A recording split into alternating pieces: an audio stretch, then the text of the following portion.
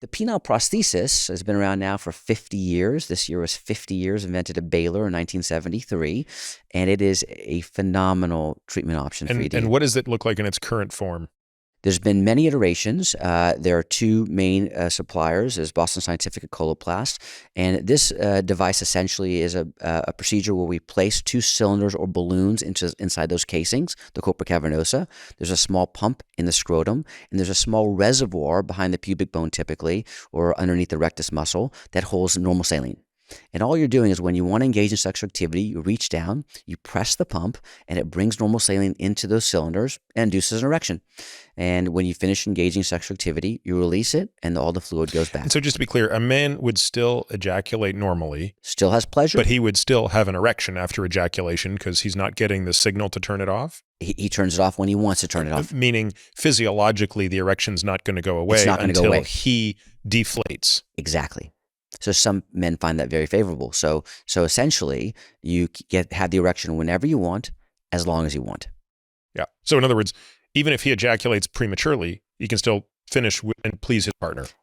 And the same goes with the injections.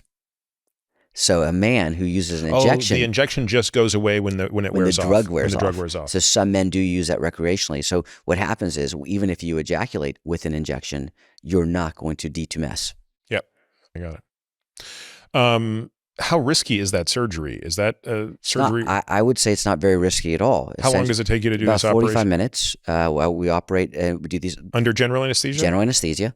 And, I think every surgery has risks. So let's be clear. There are some risks associated with. There's a small percent of risk for infection. There's malfunction, but again, relatively very safe procedure in my opinion. But it has to be with someone who has done a lot of these procedures. Yeah. So if someone's listening to this and they think that, hey, I might be a candidate for that, how many procedures do they want that surgeon doing? Like, you don't want to see somebody who does one a year. Yeah.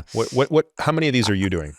I'm doing about 60 a year. I think at least 50 or greater. I mean, their partner patients, at least 50 to 60 a year, I think is very reasonable, just to make sure that there are no issues. And when you do this for a first-time patient, what's the reoperation rate, or what's the malfunction rate, or the rate of complication when you have to do something else? Yeah, so typically the infection rate's less than 2%, but now typically we'll say closer to 1%, so it's not very common. Do you use a prophylactic antibiotic? I do. So typically I use several things. I use Vanc, Gent, and I'll use an antifungal as well, because we know that 10% of these infections can be fungal.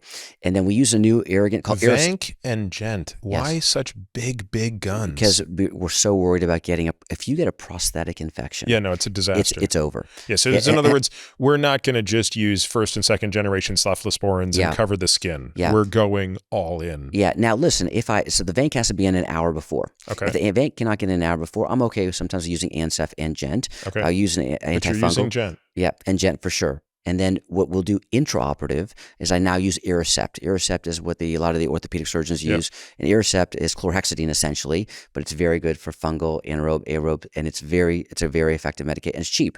So we use Aricept intraoperatively. The benefit of some of these prosthetics is that they're antibiotic coated. So the Boston Scientific was antibiotic coated with minocycline and rifampin. The Coloplast device is hydrophilic, and you can dip it into the antibiotic and it takes it in. The key is a short operative time. Yep. There's many things in the operating room that we do to mitigate the risk of infection. Do you wear the spacesuit like the orthopods do for joints?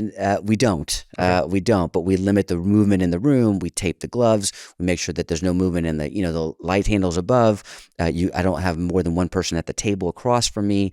It's very important, because if they get an infection, it has to come out. It has to come out. You can do a salvage, which means if I catch it early, I can take it out, put a new one, but it's about an 86% success rate. So, but you just if you catch it early, if they're septic, they have any kind of purulence, no salvage. You're not going to do it, so it's, And if God forbid, just thinking worst case scenario. So if a guy is septic doing this, you're pulling the whole thing out. Do you get another chance to put one in when he's recovered? It's a really good question. You wait 3 months to make sure but it is much more challenging to get another one in, and it's going to be shorter, typically. It's maybe even thinner also. So we call this a penile cripple. So you just have to be very careful. You want to really mitigate the risk of infection.